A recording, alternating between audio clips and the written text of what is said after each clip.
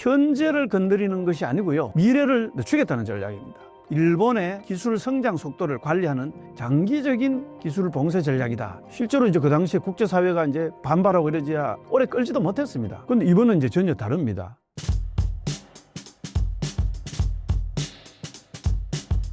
신사임당 구독자 여러분 안녕하십니까? 또 뵙게 됐습니다. 저는 서울 성북구에 있는 서경대학교 장교 양성하는 학과인 군사학과의 최성준 교수입니다. 중국이 지금 이 시점에 일본을 겨냥해 히토류 수출 통제 카드를 꺼낸 진짜 이유는 무엇인가요? 이게 이제 사실은 겉으로 보면 어떤 그런 경제 무역 분쟁처럼 보이는데요. 실질적으로는 어떤 정치적이고 군사적 경고라든지 억제 전략에 가깝습니다. 이 배경은 사실 명확합니다. 일본이 최근에 이제 대만이 유사시에는 개입 가능성을 공개적으로 이제 언급하고 있고요. 이게 바로 이제 중국이 설정한 일종의 이제 핵심 이익 레드라인을 할 수 있죠. 요거를 이제 건드리기 시작했기 때문이다. 이렇게 봐야 됩니다. 중국 입장에서는 이제 더 이상 말로만 하는 그런 외교적 근거는 충분한 억제력이 아니다. 이렇게 판단했을 가능성이 높습니다. 그런데 여기서 이제 흥미로운 점은요. 중국이 선택한 방식이 뭐 어떻게 보면 군사적 충돌이라든지 외교적 단절 이게 이제 확실한 건데 그거보다는 경제 산업적 압박이라는 거 요거를 이제 택하는 겁니다. 여기에 이제 바로 이른바 이제 히토류 수출 통제가 등장하는 이유라고 할 수 있겠죠. 이게 이제 일종의 중국 특유의 이제 회색지대 전략의 일환이다. 이렇게 볼 수 있습니다. 이 회색지대 전략이라는 게요. 원래 이제 무력 충돌은 피하면서도 상대방에게는 실질적으로 피해라든지 압박을 주는 그런 전형적인 이제 중국의 전략입니다. 이게 이제 다시 말하면은 국제법상으로는 전쟁으로 이제 보이지 않으면서도 상대국에는 어떤 정치 경제적 그런 선택을 제한할 수 있는 수단을 활용하는 거거든요. 이 히토류 수출 제한은 사실상 군사력을 사용하지 않고도 일본의 산업이라든지 첨단 기술 공급망을 직접적으로 압박할 수 있는 하나의 어떤 전형적인 이른바 이제 회색 지대 행동이다. 이렇게 볼 수 있겠습니다. 또한 이게 이제 중국이 이 메시지를 사실 이제 일본뿐만 아니고요. 대만 문제와 관련 있는 대만 문제에 개입하려는 그런 주변국들이 있죠. 그리고 그 배후에 있는 이제 미국까지 겨냥하고 있다는 그런 점에서 볼 때는 하나의 어떤 억제 전략의 실험적 실행이다. 이렇게도 볼 수 있습니다.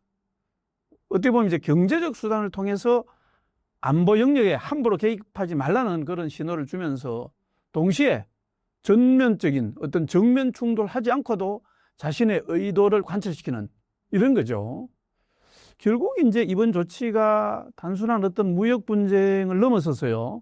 중국식 회색지대 압박 외교이면서 억지 전략의 실험으로 이제 이해를 해야 되고요. 그러면서 이제 일본이 직면하는 산업적 피해는 어떻게 보면 그게 이제 직접적이지만 사실상 부수적 효과이고요. 핵심 목적은 정치적이고 군사적 메시지를 전달하는 데 있다. 이렇게 봐야 될 겁니다. 중국이 말하는 이중용도 품목이란 정확히 무엇이며 왜 히토류가 가장 강력한 무기로 평가받는 건가요? 이 중국이 들고 나온 이제 이중용도 품목이라는 거, 이 개념 자체는 사실 그렇게 새로운 개념이 아닙니다. 국제사회가 사실 오랫동안 써먹어왔던 제재 논리 중에 하나인데요. 어떻게 보면 이게 이제 평상시에는 민간 산업이라든지 민간에 쓰이는 용도지만은 전시나 위기 상황이 되면은 군사력 유지에 직접적으로 연결되는 물자, 이거를 따로 묶어서 관리하는 하나의 방식입니다. 그래서 이중이라는 게 평시와 전시에 동시 쓰이는 품목이다. 그래서 이중 품목이라고 하거든요. 이 논리가 사실 최근에 가장 노골적으로 적용된 게 러시아 우크라이나 전쟁입니다. 당시 이제 서방은 러시아가 우크라이나를 일방적으로 침공했다. 국제법을 어겼다. 이렇게 하면서 제재를 해야 되는데 일반적으로 기본적으로 무기 제재는 당연히 하죠. 그런데 그거 이상을 넘어서서 반도체라든지 이제 정밀 장비 같은 거요. 그다음에 이제 첨단 소재 같은 그런 이중 용도 품목을 대거 이제 통제를 했습니다. 쉽게 말하면 러시아가 싸울 수 있는 능력 그 자체를 이제 말려 죽이겠다는 그런 접근이라고 할 수 있겠죠. 그런데 재밌는 거는요. 그 당시에 중국은 이 서방 세계의 어떤 러시아 제재에 동참하지 않았습니다. 겉으로는 이렇게 중립을 내세운다 이렇게 하면서도 실제로는 러시아가 우회적으로 이런 물자를 확보할 수 있는 여지를 남겨줬고 그 바람에 이제 서방과는 계속 마찰을 빚었죠. 그런데 이제 지금 중국이 그때 자기가 거리를 뒀던 바로 이제 그 논리를 일본을 상대로 써먹고 있습니다. 다시 말하면 이중용도 품목은 안보 사안이기 때문에 통제할 수 있다는 그 러시아 우크라이나 전쟁 당시의 서방 세계 프레임을 중국이 이제 제재 주체가 되어 사용하고 있다. 이렇게 보시면 되겠습니다. 여기서 이제 히토류라는 게 이제 뭔지 요거를 이제 잘 아셔야 됩니다. 우선 히토류라는 게요, 이름처럼 이제 지구상에서 희귀한 흙, 이거라기보다는요, 원래 이제 정제라든지 가공이 극도로 까다로운 자원입니다. 쉽게 말하면 매장량 자체는 꼭 중국이 아니고도 여러 나라에 있습니다. 그런데 이게 이제 원광석에서 이 히토류를 분리하고 정제하는 과정이 굉장히 어떤 막대한 화학적 공정이라든지 그 과정에서 이제 독성 폐수가 나오고요, 환경 오염을 동반을 합니다. 그렇기 때문에 이제 선진국에서 이게 이제 여러 가지 환경 규제 부담 때문에 이 산업에서 사실상 손을 떼버렸습니다. 그래서 이제 그 공백을 중국이 수십 년에 걸쳐서 국가 차원에서 메워왔습니다. 중국은 이제 전체주의 국가고 이런 걸 어느 정도 극복할 수 있는 환경이 되니까요. 결과적으로 그 때문에 이제 대규모 정제라든지 가공이라든지 이런 능력을 감당할 수 있는 나라는 현재로는 사실상 중국뿐인 꼴이 됐습니다. 그래서 이 히토류 공급이 막히면은 그 대체선을 찾는데 단순히 시간을 걸리는 게 넘어서서요, 아예 산업이 멈추게 됩니다. 꼭 필요한 히토류를 확보하지 못하면은요. 다음에 이제 히토류는 사실은 그런 점에서 민수와 군수를 동시에 묶어놓는 그런 자원입니다. 예를 들어서 전기차, 반도체, 풍력 같은 첨단 산업에 이게 히토류가 꼭 필요합니다. 그러면서 동시에 이제 미사일이라든지 레이더라든지 전투기라든지 위성 체계도 필수적으로 쓰이는 그런 이제 자원이죠. 그렇기 때문에 민간만 제한한다는 구분이 현실적으로는 불가능합니다. 다음으로 중국이 이 카드를 쓰는 또 다른 이유가 있습니다. 이 카드를 써도요, 자기들의 피해는 상대적으로 작습니다. 왜 그러냐면 원유나 가스 같은 거는요, 예를 들어서 수출을 안 하면은 자기 나라 경제가 바로 흔들리는 그런 자원이죠. 근데 중국의 히토류는 그렇지 않습니다. 대신에 이게 반대로 상대국에는 산업과 안보가 동시에 압박을 받습니다. 그래서 이 히토류를 이제 통제한다는 것은 단순한 감정적 그런 보복 수단을 넘어서서요, 이게 어떻게 보면 겉으로 보면 명분도 있고요, 또 제도화도 가능하고, 그 다음에 반복 가능성이 가능한 그런 구조적 무기입니다. 말하자면 이 카드는 한 번 쓰고 버리는 그런 협약이 아니고요, 앞으로도 필요하면 언제든지 꺼내 쓸 수 있도록 그렇게 관리되는 장기 압박 수단이 된다, 이렇게 보셔야 됩니다. 이번 수출 통제가 일본 자위대나 방산업체를 넘어 대학 민간 연구기관까지 포함하는 이유는 무엇인가요? 자, 사실 이제 이 대목에서 중국의 계산이 가장 노골적으로 드러납니다. 중국은 당장 존재하는 무기만 제약하는 게 아니고요, 일본의 다음 세대 기술 경쟁력을 겨냥하고 있습니다. 사실 이제 대학이라든지 이런 민간 연구기관은 미래 산업이라든지 군사 기술의 출발점이죠. 지금 연구실에서 진행되는 이 실험이 5년 뒤, 10년 뒤에 미사일이라든지 드론이라든지 AI 같은 이런 지휘체계, 이런 걸로 바로 이어진다고 보면 되죠. 사실이 재밌는 거는요, 중국이 이런 방식을 미국한테 배웠습니다. 미국도 과거에 중국을 압박할 때 이 공장보다는 먼저 연구 협력 이런 기능이라든지 인력이라든지 지원 이런 거를 차단을 했습니다. 그러자 이제 중국도 이걸 배워서 미국과 갈등이 이렇게 심화되면은요, 자기 나라에 있는 대학이라든지 연구기관이 미국과 협력하는 것을 제한하고요, 특정 기술 분야에서 해외 공동 연구를 단계적으로 차단하는 그런 전례가 있습니다. 말하자면 미국이 이제 중국에 대해서 반도체 제재를 본격적으로 하자 생산 라인보다는 연구 단계부터 내 혼자의 힘으로 이제 이거를 앞으로 해결하겠다, 이런 노선을 강화하기도 했죠. 지금 이제 일본을 상대로 하는 방식도 마찬가지입니다. 현재를 건드리는 것이 아니고요, 미래를 늦추겠다는 전략입니다. 다시 말해서 단기 압박도 있지만은 그거보다는 일본의 기술 성장 속도를 관리하는 장기적인 기술 봉쇄 전략이다, 이렇게 보면 되겠습니다. 2010년 센카쿠 열도 분쟁 당시 히토류 통제와 비교했을 때 이번 조치의 수위는 얼마나 다른가요? 그때는 사실 분쟁이 이제 격화되자 감정적으로 반응한, 말하자면 이제 적극적이고 이례적인 반박에 가까웠습니다. 실제로 이제 그 당시에 국제사회가 이제 막 반발하고 이러지야 오래 끌지도 못했습니다. 그런데 이번은 이제 전혀 다릅니다. 중국이 이번에 보여주고 싶은 거는요, 히토류를 정말 끊을 수 있다는 그런 사실, 이거라고 볼 수 있습니다. 중국이 이번에 보여주고 싶은 거는 히토류를 끊을 수 있다는 그 사실 자체만은 아니고요. 사실 이제 이거는 이미 알고 있는 얘기죠. 그런데 중국의 진짜 의도는 이걸 언제든 이유를 붙여서 단계적으로 쓸 수 있다, 이런 카드다, 이거를 이제 보여주는 데 있다, 이렇게 봐야 되겠습니다. 그 다음에 이제 이렇게 해서 이제 통제 강도도 조절할 수 있고 대상도 얼마든지 넓힐 수 있고 다시 이제 풀 수도 있는 그런 구조라는 거. 이렇게 해서 이제 일본의 외교 안보 선택을 일회성 보복이 아니고 지속적으로 관리하겠다는 그런 뜻이라고 봐야 되겠습니다. 또 이번 조치는 어떻게 보면은 일본만을 향한 그런 경고에 그치지 않는다고 봐야 돼요.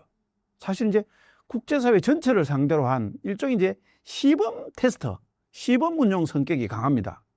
그래서 안보 문제에서 어디까지 선을 넘으면 어떤 대응이 나오는지를 한번 보여주는 그런 이제 중국의 어떤 전략이다, 이렇게 보면은 되겠습니다. 제3국 우회 수출까지 차단하겠다는 중국의 조치는 글로벌 공급망에 어떤 파장을 일으킬 수 있을까요? 이번 사안의 핵심은 중국이 일본으로 직접 수출을 하는 거, 이거를 차단하는 것뿐만 아니고요, 제3국을 거쳐서 들어가는 우회 경로까지 차단하겠다는 그런 점이 있습니다. 사실 이게 첨단 산업은요, 과거 농사 짓고 기계 하나 만든 거하고 다릅니다. 어느 한 국가 안에서 완결이 되지 않거든요. 원료, 가공, 조립, 이게 여러 나라를 걸쳐서 이어지는 복잡한 그런 글로벌 공급망 위에서 움직입니다. 중국이 사실 이제 우회 수출까지 막겠다는 것은 일본 하나만 겨냥한 것이 아니고요, 이렇게 얽히고 설킨 공급망 전체를 흔들겠다는 그런 의미라고 봐야 되죠.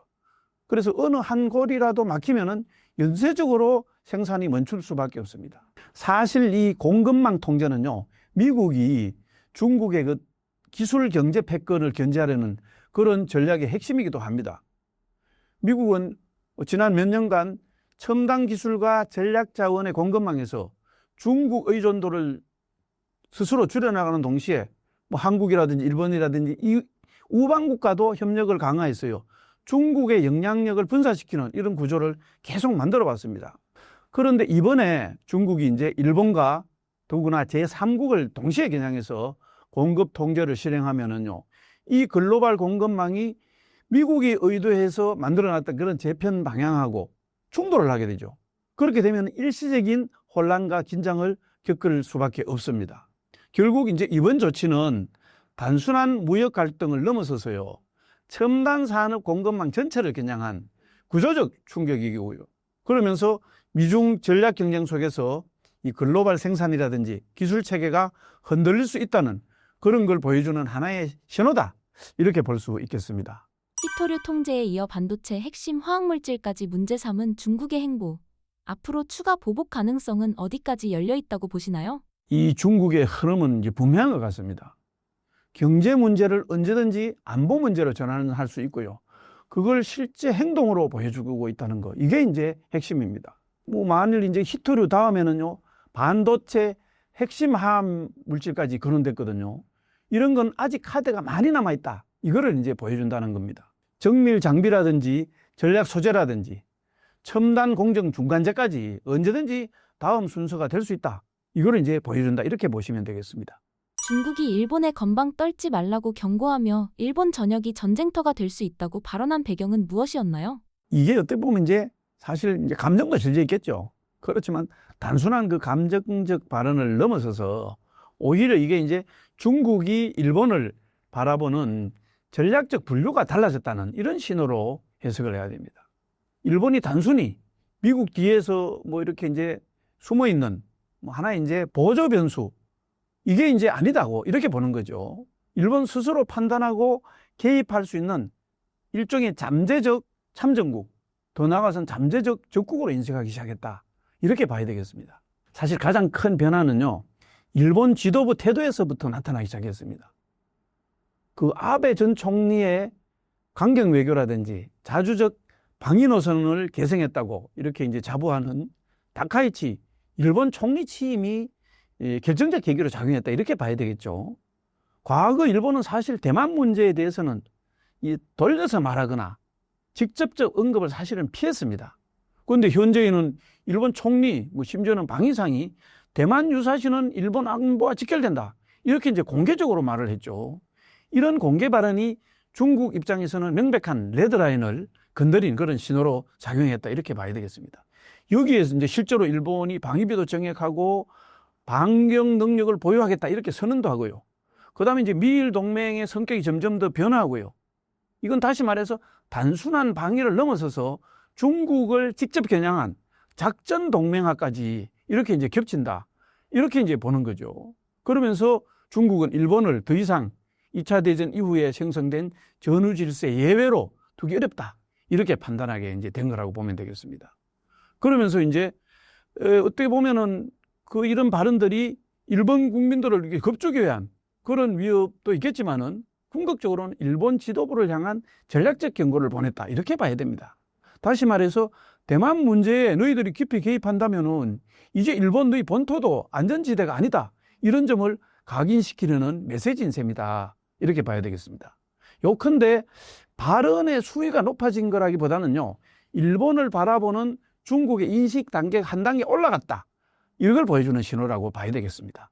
요즘 중일 간 긴장이 자주 언급되는데 전문가 입장에서 보시기에 지금의 중일 관계는 어떤 단계에 와 있다고 평가하시는지, 그리고 과거와 비교해 달라진 점이 있다면 무엇일까요? 사실 이 지역 자체가요. 사고가 날 수밖에 없는 그런 구조를 갖고 있습니다. 왜냐하면 좁은 해역이 있고요. 그 다음에 이제 공역이죠. 누구나 다닐 수 있는 공역에서 중국 해경과 해군, 그 다음에 일본 자위대, 심지어는 미군까지 얽혀 있고요. 또 정규군과 준군사 조직이 뒤섞여 있기 때문에요. 조금만 이게 긴장이 생겨도 사실 충돌 위협이 높습니다. 더 중요한 점은 이 센카쿠 열도가 미일 안보조약 제5조의 적용 대상이 된다는 그런 사실입니다. 이 조약에 따르면 여기서 사고가 발생하면은요, 이게 단순한 중일 분쟁으로 끝나는 게 아니고요. 자연히 미국, 중국 간의 문제로 번질 수 있다는 뜻입니다. 동중국해와 센카쿠 열도를 둘러싼 갈등이 계속되고 있는데 이 지역이 다른 분쟁 지역보다 특히 위험하게 평가되는 이유는 무엇인지, 또 우발적 충돌 가능성은 어느 정도 될까요? 이 동중국해 자체가 전략적으로 중요한 이유도 굉장히 분명합니다. 일본과 대만, 그 다음에 중국이 맞닿아 있는 핵심 해상 교통로이고요. 석유와 천연가스라든지 무역, 물류가 집중되는 곳이기 때문에 그만큼 동시에 첨단 군사 시스템을 배치할 공간은 또 제한적입니다. 그러다 보니까 각국이 군사활동을 집중시킬 수밖에 없는 그런 특성을 갖고 있습니다. 여기서 특히 이제 센카쿠 열도는요, 전략적 요충지 중에서도 핵심 중의 핵심입니다. 이곳을 통제하거나 위협하는 것만으로도 동중국해 전체에서 힘의 균형과 위협 감지 체계를 흔들 수 있다. 이렇게 보면 됩니다. 실제 사례를 보면은요, 의도치 않은 사고가 국제 위기로 번지는 일이 계속 반복되어 왔었죠. 2001년에는 미군 정찰기 EF-3가 중국 전투기와 공중 충돌을 했어요. 중국 영공에 비상 착륙하면서 국제 외교 위기로 확산된 그런 전례도 있습니다.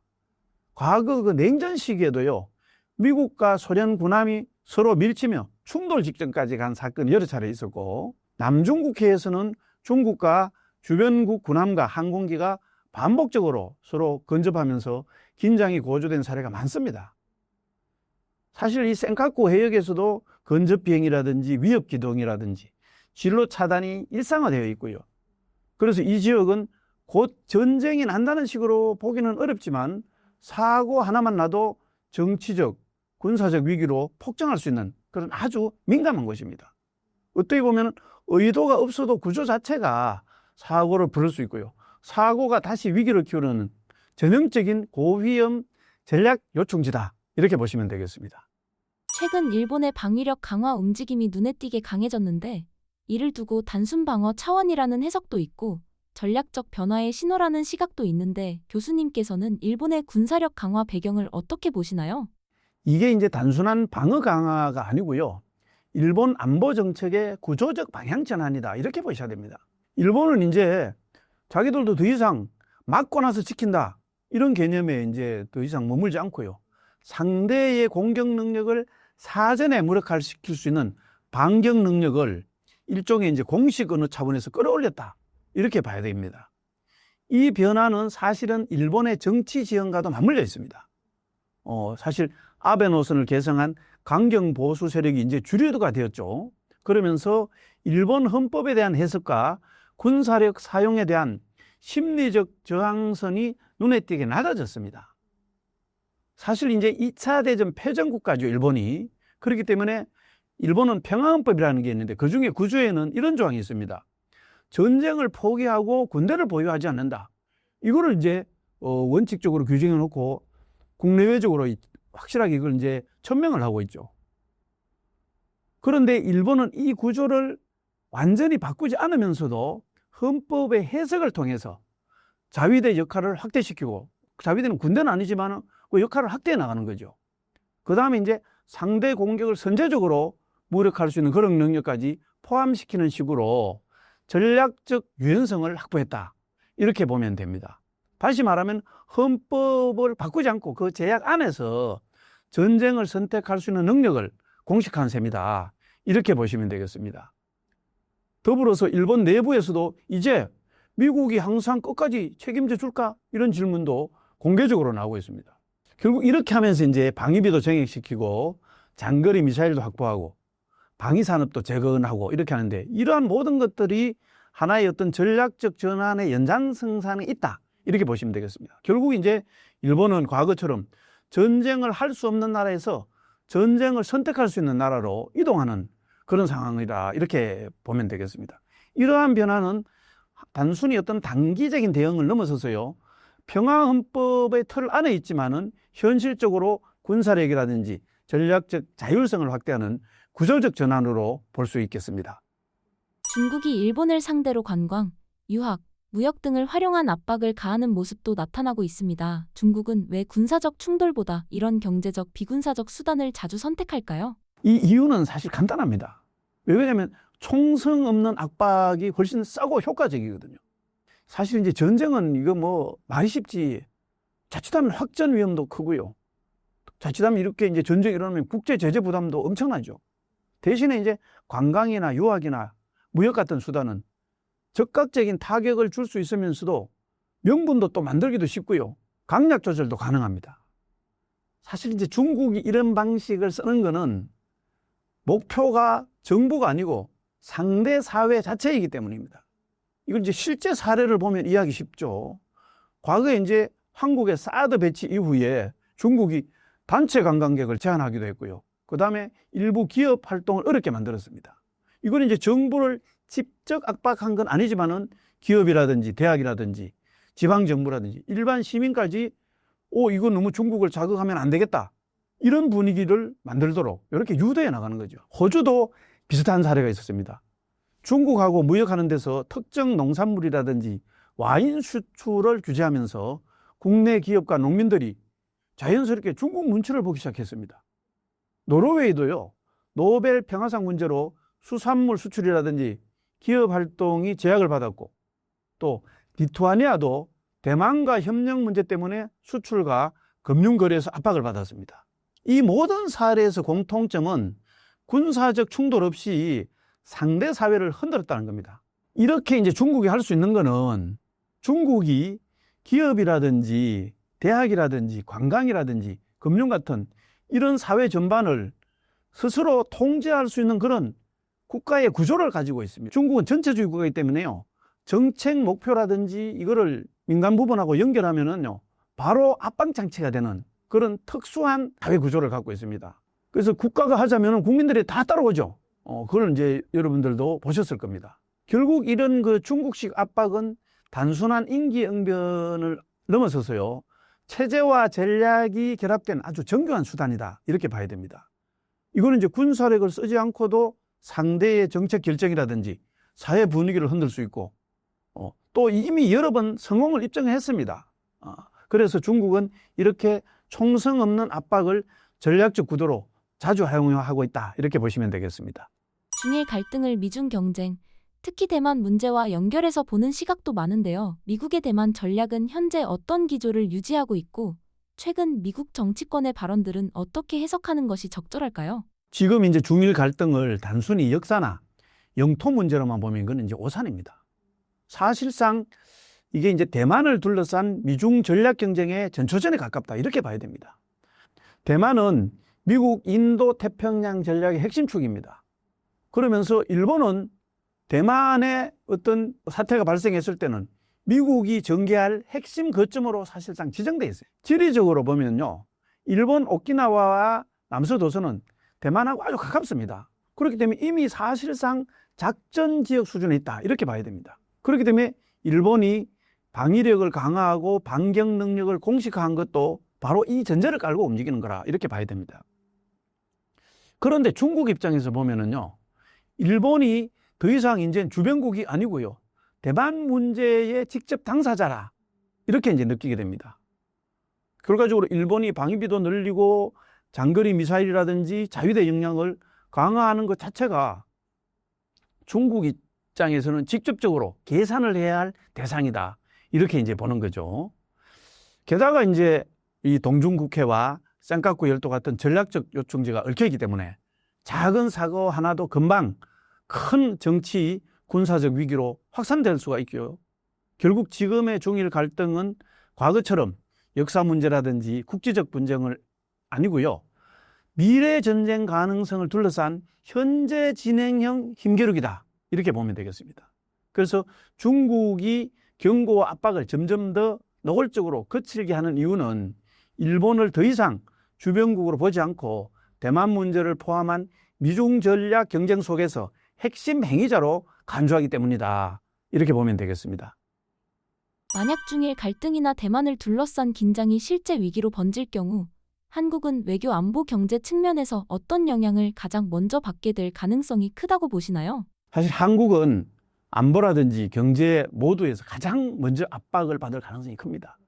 특히 이제 미국이 자동으로 개입하지는 않지만은 한국이 더 많은 역할과 부담을 져야 한다. 이런 식으로 나올 경우에 그 압박은 훨씬 뚜렷해집니다. 먼저 이제 외교적 측면을 본다면은 미국은 대만 상황에서 한국이 어떤 역할을 해야 하는지를 분명히 요구할 겁니다. 동시에 중국은 또 최소한 방해하지는 말아라. 이런 신호를 보낼 게 분명하고요. 그러면 어느 쪽에도 쉽게 치우치기 어려운 그런 상황이 생기기 때문에 한국 정부로서는 양쪽 사이에서 선택 압박을 받게 됩니다. 안보 측면에서도 쉽지 않습니다. 이 주한미군이 현재는 한반도를 방어하는 데 이제 목적이죠.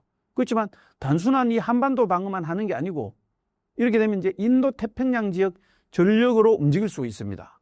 그렇게 되면은 한국은 단순한 한반도 안보뿐만 아니고요, 인도 태평양 지역 긴장에도 직간접적으로 연루될 수밖에 없습니다. 북한도 이런 상황을 분명히 계산을 하겠죠. 그렇게 되면은 결국 군사적 긴장도 함께 높아질 수가 있다고 저는 봅니다. 경제적인 영향은 훨씬 빠르고 직접적입니다. 한중일로 연결되어 있는 첨단 산업 공급망이 이제 흔들리게 된다면요, 반도체라든지 2차 전지라든지 히토류를 기반한 여러 가지 소재라든지 전기차 부품 같은 이런 핵심 산업이 물류 차단이 생기고 규제가 생기고 비공식 압박이 생기고 이게 이제 동시에 생길 수밖에 없게 되겠죠. 특히 이제 한국은 일본과 공급망이 아주 깊이 연결되어 있습니다. 그래서 일본이 흔들리면 그 충격이 바로 한국 기업에 직접 전달됩니다. 이런 공급망 혼란은 기업 운영 차질을 불러일으킨다든지 가격을 상승시킨다든지 투자 위축으로 이어지고요. 그렇게 되면 일반 국민 생활에도 영향을 주게 되겠죠. 뭐 관광이라든지 유학이라든지 금융이라든지 해운과 같은 또 그런 중국과 얽힌 사람이 또 많습니다. 그렇기 때문에 파급은 빠르게 나타날 수밖에 없습니다. 거기에다가 이제 중국은 사실 한국에 질문을 던지고 있다 이렇게 보면 됩니다. 안보 사안에서 어디까지 너희들이 미국, 일본과 함께 할 거냐. 그리고 너희들의 선택에 대해서 그 비용을 감당할 준비가 되어 있느냐. 이거를 이제 시험하는 거다. 이렇게 봐도 과언이 아닙니다. 결국 이번 사안은 단기적 충돌을 넘어서서요, 장기적 리스크로 봐야 됩니다. 이게 이제 단순히 외교적 문제로만 접근할 게 아니고요. 앞으로 공급망을 다변화시킨다든지 전략 자원을 미리 비축한다든지 핵심 소재 자립도를 높인다든지 이런 구조적 대응을 미리 준비하는 게 우리로서는 가장 필수적인 과제다 이렇게 보시면 되겠습니다. 미국이 지금 이 시점에 베네수엘라 마두로 정권 축출에 나선 핵심적인 이유는 무엇인가요? 이걸 이제 뭐 단순히 독재 정권이니까 그렇겠지 이렇게 보면 핵심을 놓치는 겁니다. 특히 이 사안은요. 트럼프 대통령 특유의 세계관을 빼고는 제대로 설명하기 어렵습니다. 트럼프의 기본 인식은 아주 단순합니다. 세상은 가치로 움직이는 게 아니고 힘과 거래로 움직인다는 겁니다. 장사꾼 특유의 그런 세계관이죠. 그러니까 민주주의냐 독재냐 이거보다 중요한 거는 이게 미국의 이익이 되느냐 손해가 되느냐 이겁니다. 이런 관점에서 보면은 미국이 이 타이밍에 베네수엘라를 건드린 거는 결국은 에너지, 그 다음에 중국, 국제 질서 이 세 가지 문제가 트럼프식 계산법 안에서 동시에 맞아떨어졌기 때문이다 이렇게 보면 됩니다. 자, 첫째는 에너지입니다. 트럼프는 이 에너지를 국가 안보의 핵심으로 계속 얘기를 하고 있습니다. 사실 이제 이게 중동은 늘 불안하죠. 불안정합니다. 러시아는 자기들한테 적대적이죠. 천연가스를 갖고 있지만은 또 중국도 역시 에너지를 무기로 씁니다.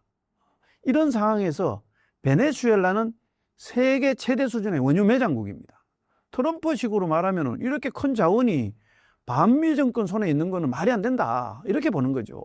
더구나 베네수엘라는 미국 바로 밑에 있는 옆에 있는 말하자면 서방구 안에 있습니다.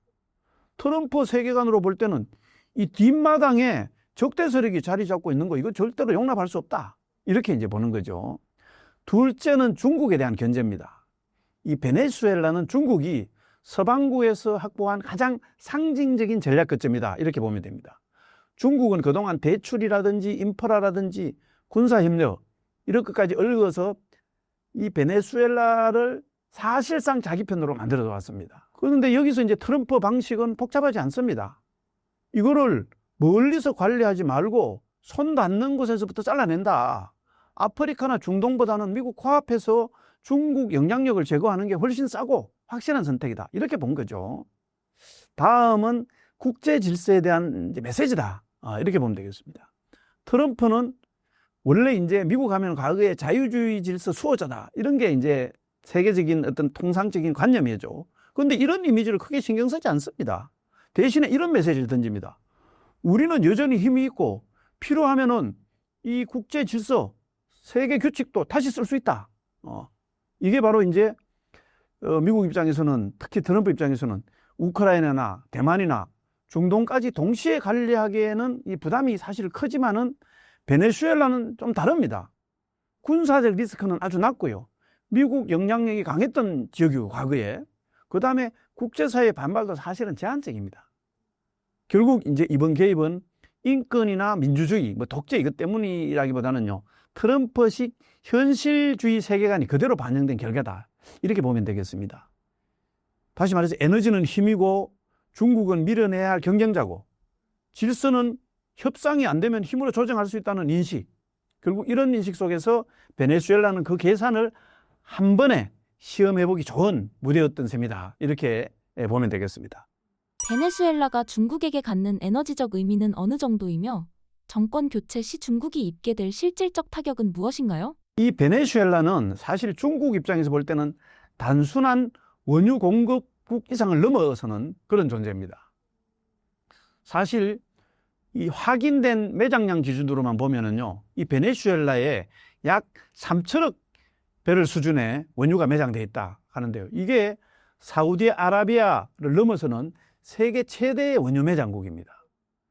이건 뭐 어떻게 보면 지금 많이 폴란다는 그런 의미도 있지만은 그걸 넘어서서 수십 년 이상 전략적으로 활용 가능한 자산이라는 뜻입니다. 그렇기 때문에 중국이 지난 20년 가까이 베네수엘라에 공을 들였죠. 뭐 대출도 해주고 투자도 해주고 이렇게 하면서 원유 상환 구조를 만들어 왔습니다. 다시 말하면 중국이 돈을 빌려주고 베네수엘라는 현금 대신 원유로 갚는 그런 방식입니다. 이 구조 덕분에 중국은 시장 가격 변동이라든지 이런 거 상관없이 장기적으로 안정적으로 이 원유 물량을 확보할 수 있었고요. 베네수엘라는 서방의 금융망을 우회할 수 있는 그런 서로 누이 좋고 매부 좋은 그런 관계였습니다. 그런데 이제 앞으로 이제 만약에 정권이 교체되고 친미 정권이 들어선다 이렇게 된다면은 우선은 세 가지 정도의 타격을 입을 수 있을 거로 저는 봅니다. 우선은 그동안 중국이 빌려줬던 이 대출 회수를 과연 할 수 있을지 여기에 대한 불확실성이 생깁니다. 왜 그러냐면은 이 친미 정권이 이제 만약에 들어서면은 지난 정권에서 뭐 너희들하고 돈 거래한 거는 정치적 거래이기 때문에 이거 다시 협상을 해야 된다. 이렇게 할 가능성이 있죠. 둘째는 이제 그동안 중국 입장에서 받아왔던 장기적인 원유 공급 계약이 이제 불안정해지는 거죠. 물론 이제 이것 때문에 중국의 당장 에너지 위기가 오진 않겠지만은요.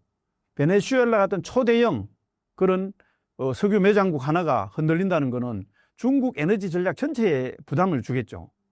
세 번째로 가장 중요한 거는 서방구에서의 전략적 상징을 상실한다는 겁니다. 이 베네수엘라는 중국 입장에서 보면은요, 미국 바로 옆에 있는 나라인데 여기에서 영향력을 만들 수 있다는 상징적인 하나의 교두보였습니다. 이 말판 하나를 잃는다는 게 중국의 어떤 대미 전략 서사 자체가 흔들린다는 그런 의미라고 할 수 있겠습니다. 이번 사태로 중국은 원유라는 실리를 잃는 대신 어떤 외교 군사적 명분을 얻게 된 건가요? 이게 재밌는 거는요, 중국은 이번 사태를 단순한 손실로만 보지 않는 것 같습니다. 오히려 명분 자산으로 전환하려는 그런 조짐이 보입니다. 여기서 중국이 얻으려는 핵심 메시지는 이렇게 규정할 수 있습니다. 미국도 필요하면은 주권 국가의 정권을 힘으로 바꾼다. 이런 논리죠. 이게 이제 중국 입장에서는 세 가지 방향에서 써먹을 수 있습니다. 우선 국제사회를 대상으로는요, 미국의 개입을 규범 수호가 아닌 힘의 정치로 재정하는데 이렇게 써먹을 수가 있습니다. 그 다음에 이제 국내적으로는 대만 남중국해 문제에서 강경 노선을 정당화하는 그런 논리로 활용할 수 있죠. 여기서 가장 중요한 게 이제 대만 문제입니다. 중국은 이렇게 이제 연결시키려고 들 겁니다. 베네수엘라와 대만을 왜 다르게 보느냐. 이제 이게 과거에 중국이 러시아 우크라이나 전쟁에서 어떤 입장을 취했느냐면 이게 결국은 나토 확장이라는 맥락에서 봐야 된다. 그렇게 하면서 책임을 일종의 러시아도 책임이 있고 서방 세계, 유럽 책임이 있다. 이렇게 책임을 분산시킨 것 같은 논리 구조다. 이렇게 봐야 되겠죠. 정리하자면은 중국은 원유라는 실리는 일부 잃을 수 있습니다. 대신에 대만 문제에 있어서 미국이 그동안 갖고 있던 국제사회에서 갖고 있던 도덕적 우위를 깎아내릴 수 있는 논리적인 일종의 탄약을 확보하게 된다. 이렇게 볼 수 있겠습니다. 미국이 주권 국가의 정권을 군사력으로 교체하려는 방식이 국제 질서에 어떤 선례를 남겼다고 보시나요? 이번 베네수엘라 사태는 단순히 이제 한 나라 문제가 아니죠. 이게 국제 질서의 단계 변화를 보여주는 사례다. 이렇게 보는 게 맞습니다. 사실 오늘날 국제 질서는 2차 대전 이후에 형성된 국제 질서가 기본이다. 이렇게 볼 수 있겠습니다. 이 질서의 이제 그 핵심은 뭐냐 하면은요. 주권은 존중하고 내정은 불간섭하자. 큰 나라든 작은 나라든 이거를 좀 지켜주자. 이게 이제 기본 원칙이죠. 그러다가 이제 냉전 시대가 끝나고 나서는 여기에다가 인권이라든지 민주주의가 덧붙여졌습니다. 그래서 예전에는 정권 교체나 내정 개입은 규범상 최대한 자제하자. 이런 게 이제 국제적인 하나의 상식이었죠. 그런데 지금은 바로 이 그 다음 단계가 나타난 거다. 이렇게 봐야 됩니다. 말하자면 안보와 전략적 이해가 급하면은 맞아떨어지면은 다른 나라의 정권 교체하는 거 이런 게 이제 하나의 노골적인 수단으로 다시 등장할 수 있다는 하나의 시그널이다. 이렇게 볼 수 있겠죠. 미국은 이걸 이제 단순히 이상주의나 명분으로 하지 않고요. 실제 행동으로 보여줬습니다. 말하자면 규범은 중요합니다. 그렇지만은 전략적 이해가 급하면 이 규범이라는 건 뒤로 밀릴 수 있다. 이런 메시지를 그대로 국제사회에 전달한 셈이죠. 여기에 대해서 중국은 감정적으로 반응하지 않고 있습니다. 잘 들여다보면요. 오히려 냉정하게 관찰하고 학습하고 있다고 저는 봅니다. 말하자면 전략적 판단이라든지 행동에서 규범이 언제 어떻게 뒤로 밀리는지 그러면서 국제사회가 어떻게 반응하는지를 계산해 넣고요. 미래의 중국 전략에 반영하겠다는 거죠. 한마디로 말하면 이번 사건은 국제 질서에서 규범이 절대적이지 않고 전략적 이해가 우선될 수 있다는 실질적 선례를 남긴 그런 사례다, 이렇게 볼 수 있겠습니다. 베네수엘라 사태가 타이완 해협의 긴장을 실제로 높일 가능성은 어느 정도라고 보십니까? 이 단기적으로는 전쟁이 터지거나 위협이 더 높아질 가능성은 좀 낮다고 봅니다. 그렇지만 중장기적으로 보면요, 긴장은 분명히 높아질 수 있습니다. 중국 입장에서 이번 사태가 준 교훈은 명확합니다. 말하자면 미국은 필요하면은 규칙을 유연하게 쓴다. 말하자면은 규칙을 깬다는 거죠. 그런 것은 뭐냐 하면은 국제 규범이나 절차가 중요하기는 중요하지만은 전략적 이해가 급하면은 그 기준이 뒤로 밀릴 수 있다. 이걸 이제 확인한 거죠. 그래서 중국이 앞으로 나설 방식은 오히려 갑작스러운 충돌보다는요, 예를 들어서 훈련의 상시화라든지 회색지대 압박이라든지 이렇게 하면서 기정사실을 누적시킬 쪽으로 갈 가능성이 이제 높습니다. 예를 들어서 정규군이나 해경, 공군의 지속적인 근접 활동이라든지, 그 다음에 경제적, 외교적 압박이라든지, 그 다음에 입장의 점진적인 고착화라든지 이런 방식이죠. 이런 행위들은 한 번의 전쟁으로 이어지진 않지만 심리적 기준선을 계속 낮춰줘서 그러면서 긴장을 쌓아 올리는 효과가 있습니다. 그래서 베네수엘라 사태는 전쟁의 방아쇠라기보다는 국제사회가 전략적 수단을 행동으로 확인하게 만든 사건 정도로 보는 게 맞습니다. 중국은 이걸 이제 참고해서 대만 해협에서는 충돌 없이도 긴장을 높이는 방식으로 앞으로 대응해 나갈 가능성이 크다, 저는 이렇게 봅니다. 한국은 이 상황에서 어떤 선택의 압박에 놓이게 될 가능성이 있나요? 솔직히 말씀드리면은 한국은 구조적으로 가장 어려운 위치에 놓여 있습니다. 왜냐하면요, 한미동맹이 우리 안보의 뼈대죠. 그러면서 동시에 중국은 우리의 최대 교역 파트너입니다. 이 두 축 사이에서 균형을 잡는 것은 말처럼 그렇게 쉽지 않습니다. 사실 위기가 터지면은 한국은 기지 사용이라든지 정보를 공유한다든지 제재를 참여하든지 하는 이런 구체적 질문을 피할 수 없게 됩니다. 이거는 단순히 외교적 언어가 아니고요, 실제 행동과 결정이 요구되는 그런 상황이라고 할 수 있겠습니다. 과거 사드 사태를 보면은요, 공식 선언을 하지 않아도 중국은 이미 행동으로 대응했습니다. 항공권을 제한한다든지, 관광객을 줄인다든지, 기업을 압박한다든지 이런 비공식적인 조치가 실제로 경제 사회적 영향을 줬었죠. 그런데 대만 문제는 그보다도 훨씬 더 큰 사안입니다. 결과적으로 그렇게 되면 군사적, 경제적 압력 모두 한층 더 강해질 가능성이 크다고 봐야 되겠죠. 그래서 한국에 필요한 거는요, 단순히 중립이라는 말이 아니고요, 어디까지 감당할지를 미리 정하는 그런 기준이 있어야 됩니다. 그렇게 해서 미리 전략적으로 준비한 선택이냐, 아니면은 외부 압력에 떠밀려서 한 선택이냐에 따라서 결과가 크게 달라진다고 봐야 됩니다. 어떻게 보면 바로 지금의 외교 판단이 그 차이를 만든다고 볼 수 있겠습니다. 결국은 한국은 준비된 선택을 만들어 놓고요, 어떤 그런 상황이 생기면 단계별로 대응 계획을 갖추는 것이 필수인 그런 나라입니다. 위기가 오면은 피해를 피할 수 없기 때문에 미리 계산하고 대비하는 것이 외교적 생존 전략이 되는 그런 셈입니다. 김정은이 아직 어린 딸 김주애를 이렇게 이른 시점부터 전면에 내세우는 가장 핵심적인 이유는 무엇인가요? 자, 이걸 핵심부터 말씀드리면은 김정은은 지금 이 순간에도 권력 공백이 생길 수 있다는 그런 불안을 개인 차원이 아니고요, 체제 차원에서 관리하고 있는 상태다, 이렇게 봐야 됩니다. 김정은의 건강 이상설은 사실 어제 오늘 얘기가 아니죠. 체중이 급격하게 변화한다든지, 공개석상에서 장기간 이렇게 이제 공백이 나타난다든지, 심혈관 대사질환 의혹, 이거 계속 반복되어 왔습니다. 사실 이건 이제 김일성, 김정일로 이어지는 하나의 이제 가족 병력이라고도 할 수 있는데요. 여기서 중요한 거는 실제로 얼마나 아프냐, 이게 아니고요, 북한 엘리트들이 그렇게 인식하고 있느냐, 이게 중요합니다. 사실 권위주의 체제에서는요, 지도자의 건강에 대한 어떤 소문만으로도 권력 내부에서 줄서기라든지 계산이라든지 이탈이 시작됩니다. 김정은은 이걸 누구보다도 잘 알고 있습니다. 이 지점에서 김주애 조기 노출을 봐야 된다, 저는 이렇게 생각합니다. 이 김주애를 전면에 내세운 건요, 아버지가 아끼고 사랑하는 그런 모습이 아니고요, 혹시 무슨 일이 생겨도 체제는 절대 흔들리지 않는다. 이런 신호를 미리 뿌리는 작업이다. 이렇게 봐야 되겠습니다. 자, 여기서 구독자 여러분들 이해를 돕기 위해서 사례로 한번 제가 설명을 해보겠습니다. 첫 번째 사례는 김정일 때입니다. 김정일은 이 뇌졸중으로 쓰러진 이후에 건강이 급격히 악화됐죠. 그러면서도 실질적인 후계 구도가 정리되지 않은 상태에서 이런 상황이 제법 오래 갔습니다. 그러는 사이에 군부라든지 당 내부에서 아주 미묘한 권력 재편이라든지 긴장이라든지 그리고 외부의 오판 가능성이 커졌습니다. 이거를 김정일은 직접 옆에서 지켜봤죠. 그 혼란을 직접 겪은 당사자입니다.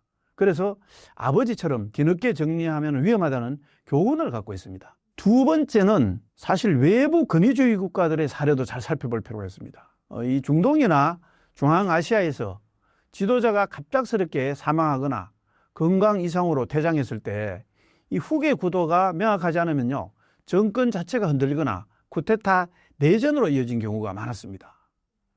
반대로 혈통이든 상징이든 후계 이미지가 미리 각인된 체제는 혼란이 상대적으로 줄었습니다. 그 다음에 이제 세 번째로는 북한 내부 권력 엘리트형 메시지다. 이렇게 볼 수 있습니다. 이 김주애가 군 행사라든지 뭐 핵무기 공개 행사에까지 등장하는 이유는 뭐 전혀 우연이 아닙니다.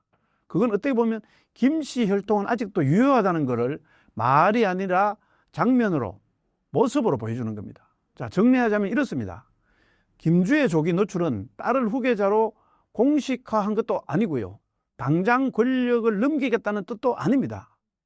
그것보다는 김정은 본인의 건강 리스크라든지 북한 엘리트들의 어떤 계산 본능이라든지 외부의 오판 가능성을 동시에 관리하기 위한 일종의 체제 보험이자 권력 연속성 예고편에 가깝다. 이렇게 보시면 되겠습니다. 그래서 이 장면은 뭐 겉으로 보면 가족 행사처럼 보이지만 실제로는 매우 아주 냉정하고 계산적인 권력 관리의 장면이다. 이렇게 보셔야 합니다. 김주애가 단순한 지도자의 딸이 아니라 실제 후계자 수업을 받고 있다는 결정적 증거들은 무엇인가요? 사실 이제 북한에서 보여주는 사진이라든지 의전은 절대 우연이 아닙니다. 특히 이제 최고 지도자와 관련된 장면은 한 카트, 한 위치, 한 동작까지 모두 정치적 계산이 담겨 있습니다. 여기서 김주애의 등장과 배치에도 분명한 후계자 수업 신호가 담겨져 있습니다. 우선은 이 위치 배치를 보면 압니다.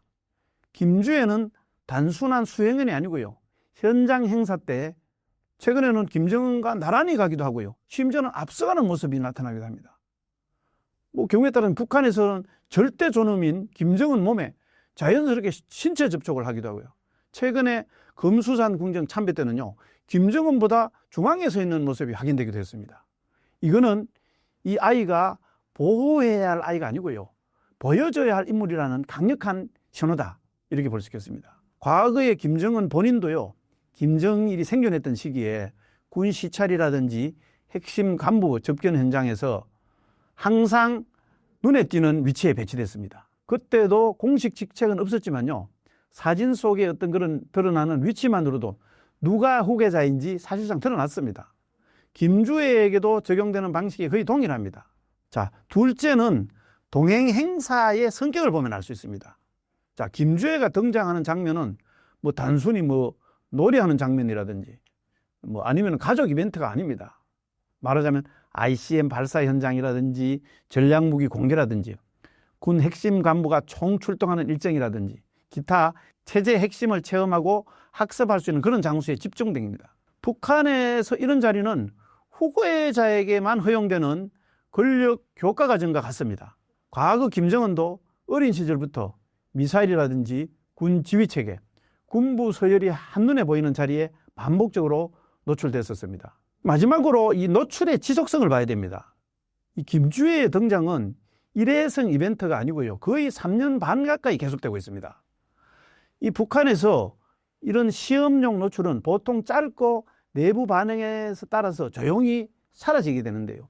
그런데 김주애는 핵심 행사, 군 행사, 국가 상징 행사로 점점 무게가 실린 일정이 계속 등장하고 있습니다. 이거는 가능성 탐색 단계를 넘어서서요, 체제 내부에서 수용 가능성을 이미 확인을 했고 관리할 자신감이 어느 정도 생겼다는 의미입니다. 정리해보면은 김주애는 아직 공식 후계자로 선언되지는 않았습니다. 그렇지만 사진 속 배치라든지 동행 행사 성격이라든지 장기간 반복 노출이라든지 이런 여러 가지 요소가 동시에 작동하는 경우에는 북한 역사상으로 볼 때는 거의 예외 없이 후계자 수업 단계였음을 보여줍니다. 따라서 김주애는 단순한 지도자 딸이 아니고요. 체제 안에서 이미 언쟁과 권력을 이어받을 수 있는 인물로 관리되는 것이 가장 정확한 평가다. 이렇게 볼 수 있겠습니다. 김주애가 3년간 600일 넘게 공개 등장했는데도 이름과 직함을 공식적으로 부르지 못하는 이유는 무엇인가요? 이게 바로 북한 내부 딜레마입니다. 한쪽에서는 이미 후계자 수업을 시작했기 때문에 어떤 식으로든지 격상을 해야 된다는 이런 흐름이 있고요. 다른 한쪽에서는 너무 이러면은 내부 반발이라든지 국제적 파장이 크다는 우려가 공존하고 있다. 이렇게 보면 되겠습니다. 그래서 지금 북한이 택한 방식이 이겁니다. 의전은 최고급인데 직함은 공백인 상태. 이건 뭐 어떻게 보면 애매한 같이 보이지만은요, 의도적으로 계산된 모성입니다. 이런 방식이 사실 북한에게 낯설지 않습니다. 김정일도 역시 1970년대 초부터 김일성 곁에 등장을 했지만 오랫동안 후계자라는 공식 호칭은 쓰지 않았습니다.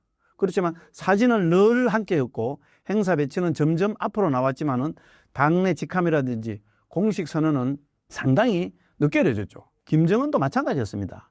2009년에서 2010년 사이에 이미 내부에서는 후계자로 굳어졌지만은 대외적으로는 김정일의 아들이라는 표현조차 조심스럽게 관리됐습니다.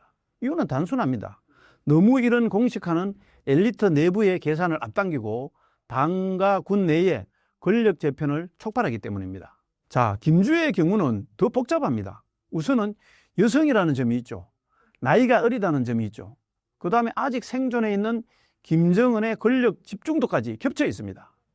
여기에 직함을 부여하는 순간 김정은 이후를 전제로 한 권력 게임이 너무 빨리 시작될 위험이 있습니다. 그래서 북한은 지금 보여줄 건 다 보여주되 이름과 직함이라는 마지막 트리거는 일부러 당기지 않고 있는 그런 상태입니다. 이거는 미완성이라서가 아니고요.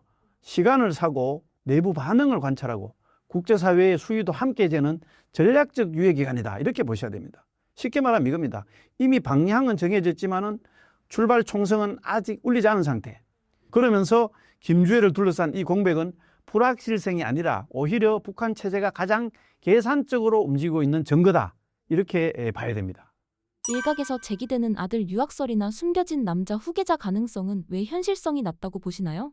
없습니다. 왜냐하면 가장 큰 이유는 김주애의 노출 전략과 정면으로 충돌되기 때문입니다. 만약에 숨겨진 아들이 실제로 존재한다면 김주애를 이렇게까지 전면에 장기간 노출시킬 이유가 없습니다. 후계 구도에서 북한이 가장 경계하는 것은 이중 메시지입니다. 자, 북한 체제는 엘리트에게 하나의 신호, 군에게도 하나의 신호, 주민에게도 하나의 신호를 동시에 동일하게 보내야 굴러가는 그런 구조입니다. 과거 사례를 봐도 이건 분명합니다. 사실 김정일 후계 구도가 굳어지기 전에 김평일이 해외에 있었는데 이복 동생이죠. 그 김평일을 후계자로 암시하는 신호는 국내에서 거의 나오지도 않았습니다. 반대로 김정일이 전면에 등장한 뒤에는 아예 다른 가능성은 빠르게 정리됐습니다. 김정은도 역시 마찬가지죠. 이복형 김정남이 존재를 했지만은 김정은이 후계자로 노출되기 시작한 순간부터 다른 시나리오는 체제 내부에서 사실상 용도 폐기됐습니다. 김주의 경우는 더 극단적입니다. 3년 가까이 반복 노출됐고요. 전략무기 행사에 동행하고 최상급 의전까지 주어졌습니다. 이 상태에서 진짜 후계자는 따로 있다. 이런 설정은 엘리트와 군에게 그동안 보여준 건 전부 연출이었다. 이런 메시지를 주는 셈입니다. 그건 북한이 가장 피하려는 선택입니다. 그래서 아들 유학설이니 숨겨진 남자 후계자는 정보 부족에서 나오는 추측일 뿐 체제 운영 논리를 보면 현실성이 거의 없다고 저는 봅니다. 북한처럼 봉건적이고 남성 중심적인 사회에서 여성 후계자인 김주애를 정당화하기 위해 어떤 정치적 장치들이 동원되고 있나요? 이 가장 핵심은 일종의 성별주기 전략입니다. 이 북한은 김주애를 여성 지도자로 절대 설명하지 않습니다. 대신에 반복되는 표현은 늘 같습니다. 백두혈통이니 혁명의 혈통이니 지도자의 자질이니. 다시 말하면 여자라서 특별하다는 게 아니고요. 혈통이라서 당연하다는 논리로 밀어붙이는 겁니다. 이 방식은 북한의 사실 전혀 새로운 실험이 아닙니다. 대표적인 선례가 김경희입니다. 김정일 여동생이죠. 이 김경희는 여성임에도 불구하고요, 당 조직과 경제 부분에서 사실상 최고 권력자 중 한 명으로 활동을 했습니다. 그때도 북한은 여성 지도자라는 표현을 쓰지 않았고요, 오직 수령의 혈육이라는 점만 강조를 했습니다. 지금 김여정도 비슷하죠. 또 하나 주목할 사례는 김정일의 처인 김정숙에 대한 서사입니다. 북한은 김정숙을 여성혁명가로 내세운 적이 한 번도 없고요, 위대한 수령의 동지이자 혁명혈통, 말하자면 백두혈통의 출발점으로 묘사를 했습니다. 여기서 보면 성별은 뒤로 밀리고 혈통서사가 앞에 나오는 구조였죠. 김주애에게 적용되는 방식도 정확히 이런 흐름입니다. 의전은 최고 수준인데 직함은 일부러 부르지 않습니다. 이렇게 하면 주민들은 이미 특별한 존재로 받아들이게 되지만 여성 후계라는 민감한 문제를 공식적으로 거론할 그런 필요는 사라집니다. 이거는 설득이 아니라 노출과 반복을 통한 인식 재조정입니다. 실제로 북한 주민들 간에도요, 여자라서 좀 이상하다, 이런 인식에서요, 어차피 김씨면 되는 거 아니냐, 이런 쪽으로 서서히 이동하고 있다는 그런 정황이 나타나고 있다고 합니다. 결국 북한이 동원하는 정치적 장치는 단순합니다. 여성 후계자를 정당화하는 게 아니고요, 여성이라는 질문 자체가 나오지 않도록 만드는 거. 그래서 김주애는 여성 지도자 후보가 아니고요, 백두혈통의 자연스러운 다음 단계로 포장되고 있다, 이렇게 보시면 됩니다. 김주애의 파격적인 의전과 사진 구도 변화까지 종합했을 때 현재 북한의 권력 승계 구도는 어느 단계까지 왔다고 보십니까? 지금 단계는 공식화 직전, 정확히 말하면 내부 합의는 끝났고 외부 공개만 남은 상태다, 이렇게 보면 될 것 같습니다. 이걸 이해하려면요, 과거 김정은 권력 승계 과정을 떠올리는 게 가장 빠릅니다. 김정은도 처음부터 후계자 김정으로 등장한 게 아닙니다. 2009년 이전까지만 해도요, 이름조차도 거의 공개되지 않았죠. 그런데 2009년에서 2010년을 기점으로 군 핵심 간부들과 사진 구도에서 갑자기 위치가 바뀝니다. 김정일 바로 옆이라든지 혹은 한 박자 앞에 서기 시작합니다. 그 다음 단계가 핵심 행사 동행입니다. 군 시찰이라든지 당 핵심 회의라든지 전략시설 방문 같은 그런 권력 현장에만 골라서 등장을 했습니다. 이 시점에도 직함은 없었습니다. 하지만 북한 내부에서는 이미 다음은 정해졌다는 인식이 굳어져 있었습니다. 김주애가 지금 딱 그 단계에 와 있는 것 같습니다. 사진을 보면은 단순히 같이 나오는 게 아니고요, 카메라가 일부러 김주애를 중심에 두는 그런 구도가 반복적으로 나타나 있습니다. 이건 전형적인 연출이죠. 바로 북한에서 사진 구도 자체는요, 권력의 서열표자 예고편입니다. 의전도 마찬가지입니다. 경호라든지 동선이라든지 주변 인물 배치가 이미 국가 원수급에 준하는 형태로 관리되고 있습니다. 이 정도면은 가족 예우를 넘어선 지 오래됐습니다. 중요한 거는요, 아직 직함을 주지 않았다는 게 아니고요, 줄 수 있는 상태까지 이미 만들어 놓았다는 점입니다. 김정은도 당 중앙군사위원회 부위원장이라는 직함을 어느 날 갑자기 떨어진 것처럼 보지만 실제로는 3, 4년간의 사전 노출과 내부 합의가 끝난 뒤였습니다. 김주애도 같은 길을 가고 있습니다. 다만 차이점이 하나 있습니다. 김정은 때보다 훨씬 이른 나이에 훨씬 노골적으로 준비되고 있다, 이런 점입니다. 이거는 김정은의 자신감보다는 오히려 불안의 반영일 가능성이 큽니다. 왜냐하면 본인의 건강 문제라든지 체제의 장기 불확실성, 외부 압박이 동시에 커지는 상황에서 다음은 이미 정해져 있다는 신호를 최대한 빨리 강하게 내부에 박아두려는 거다, 이렇게 봅니다. 그래서 김주애에게 공식 직함을 부여하는 것은 어떤 하나의 행사 일정표에 있는 게 아니고요, 정치적으로 필요한 순간에 맞춰 나올 가능성이 큽니다. 말하자면 김정은의 건강 이상이 크게 불거지거나 내부 결속이 흔들리는 사건이 발생하거나 대외 위기 국면에서 체제 단계를 과시해야 할 그럴 때입니다. 정리하자면 이렇습니다. 지금 북한의 권력 승계 구도는 검토 중이 아니고 준비 단계도 아닙니다. 이미 결정은 끝났고 언제 발표하느냐만 남겨둔 상태, 그 단계까지 와 있다, 이렇게 보셔야 됩니다. 여기에 대해서 북한 내부에서는 김주애를 단순한 후계자가 아니고요, 최근에는 컴퓨터라고 하죠, 컴퓨터 천재로 묘사하고요, 핵무력 건설에도 동참하는 컴퓨터 천재 샛별 여장군으로 받드는 이런 우상화 작업이 이미 시작됐다는 얘기도 나옵니다. 결과적으로 사진과 의전으로 권력을 예고하는 동시에 이제는 기술과 군사 역량을 강조하는 이미지화 작업까지 병행해서 내부 결속과 체제 신뢰를 한층 강화하려는 그런 전략으로 볼 수 있습니다. 신사임당 구독자분들께 한마디 부탁드립니다. 신사임당 구독자들을 이제 지난번에 한번 오래간만에 뵙고 이번에 또 이제 두 번째 뵙는데 사실 이제 제가 이런 유튜버 활동이라든지 그 다음에 뭐 언론에 기고도 하고 이렇게 하고 있는데 그 이유는 제가 이제 안보 분야에서 뭐 안보 기관이라든지 연구 기관이라든지 이렇게 오랫동안 종사를 했고 현재는 또 이제 대학에서 학생들도 가르치고 연구를 하고 있는데 제가 이렇게 이제 안보 분야에서만 이렇게 천착을 하다 보니까 대한민국의 안보 위기 상황이라든지 이런 거를 너무 과대하게 이렇게 느끼고 있거나 뭐 포장하고 있는 게 아니냐 이런 생각이 들 때도 있습니다. 그렇지만은 또 냉정히 바라보면요. 전 세계에서 대한민국만큼 이렇게 엄중한 안보 상황에 있는 그런 나라가 없고요. 어떻게 보면 전 세계 사람은 다 알고 있는데 대한민국만이 이런 안보 위중 상황을 모른다. 이런 우스갯소리도 있죠. 그래서 제가 알고 있는 이런 지식을 국민들이라든지 구독자 여러분들과 같이 공유하면서 그렇게 해서 국민들의 안보 의식을 조금 더 고취할 수 있고 그를 통해서 대한민국 안보가 좀 더 튼튼해지고 그 기반이 다져진다면은 하는 바람에서 이런 이제 활동을 하고 있습니다. 물론 뭐 안보에 대한 문제는 정부 당국자 그다음에 저와 같은 안보 관련 연구자들 이런 사람들이 관심을 가지고 그다음에 대응하고 뭐 해야 될 과제이지만 국민 여러분들도 대한민국의 현실을 잘 이해해야만이 또 그에 따라서 잘 대처할 수 있는 힘이 생긴다는 측면에서 이 대한민국의 안보를 함께 좀 걱정해 주시고 이해를 해 주셨으면 하는 게 제 바람입니다. 예, 감사합니다.